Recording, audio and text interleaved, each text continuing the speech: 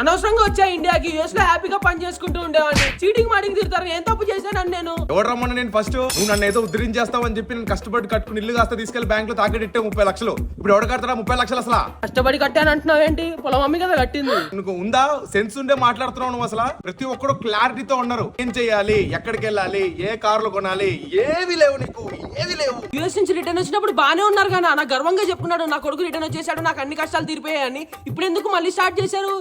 నాకు నొప్పి వచ్చేస్తుంది హార్ట్ లో వీటితో మాట్లాడుతుంటే. నాకు ఆల్రెడీ ఒక స్టంట్ వేస్తారు, నువ్వు ఇంకో స్టంట్ వేసేలా చేయకు. నాకు చెప్తున్నాను, ఎదిగిన కొడుకు ఇంట్లో ఉంటే ఎంత బాధగా ఉంటుందో తెలుసా నీకు? అసలు నా సిచ్యువేషన్ లో ఇక్కడికి వచ్చి నుంచి నువ్వు మాట్లాడు, అర్థం అవుతుంది. 24 years మీరు ఏది చెప్తారు నేను చేశాను నాన్న. 1 year నేను అనుకున్నాను, నన్ను చేయనివ్వండి ప్లీజ్. నీకు ఈ థాట్ ఎప్పుడు వచ్చాయి? నీకు ఎవరు నేను మ్యానిపులేట్ చేస్తున్నాడు? నువ్వు ఫారెన్ వెళ్ళేంత వరకు బాగానే ఉన్నావు కదా, సడన్ గా వచ్చేసరికి ఏమనిపించింది? 30 లక్షలు పెట్టినప్పుడు నీకు అర్థం కాలేదా నీకు ప్యాషన్ అనేది ఒకటి ఉందని? ఒకటి మ్యానిపులేట్ చేస్తే మ్యానిపులేట్ అయ్యే మైండ్ కాదు నాన్న నాది. నాకంటూ ఒక ప్లానింగ్ ఉంది. నేను ఇంకో సంవత్సరంలో రిటైర్ అయిపోతున్నాను. సంవత్సరం తర్వాత ఎవడు ఈఎంఐ కడతాడు? నువ్వు కడతావా? అసలు జాబ్ చేస్తున్నావా? జాబ్ చేయాలనే ఉద్దేశం నీకు ఉందా? అసలు నాకు జాబ్ చేయాలని లేదు నాన్న, నాకు బిజినెస్ చేయాలని ఉంది, నాకు ప్లానింగ్ ఉంది, నన్ను చేయనివ్వండి. నీకు బిజినెస్ ప్లాన్స్ లాంటివి ఏమైనా ఉంటే సాటర్డే సండే చూసుకో.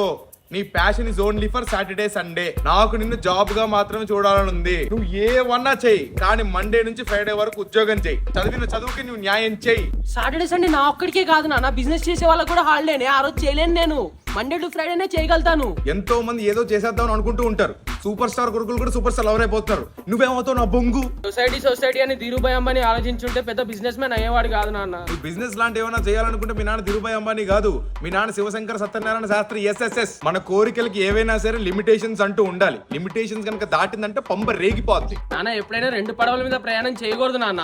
ఒకటే గోలు, ఒకటే పాత, ఒకటే దెబ్బ, కొట్టేయాలంతే. నన్ను కొట్టురా, నన్ను కొట్టు, అదొకటేగా మిగిలింది, నన్ను కొట్టే. రూపాయి పెడితే 10 రూపాయలు రావాలనుకోవడం తప్ప నాన్న? ఏదైనా తాడుతో వస్తే చాలు ఫ్యామిలీ అంతా కలిసి నన్ను తొక్కేస్తారు. నాకు అర్థం కాదు, మీరు ఎంకరేజ్ చేయాల్సిన పోయి నన్ను ఎందుకు డిస్కరేజ్ చేస్తారు? చూడు, ఫైనల్ గా నేను చెప్పేది ఏంటంటే, నీకు ప్యాషన్ గట్రాలు ఏమన్నా ఉంటే మాత్రం నువ్వు సాటర్డే సండే చూసుకో, కానీ నువ్వు మాత్రం జాబే చేయాలి. నాకు నువ్వు జాబర్ గానే కనిపించాలి. That is my goal. You have to achieve it. That's it.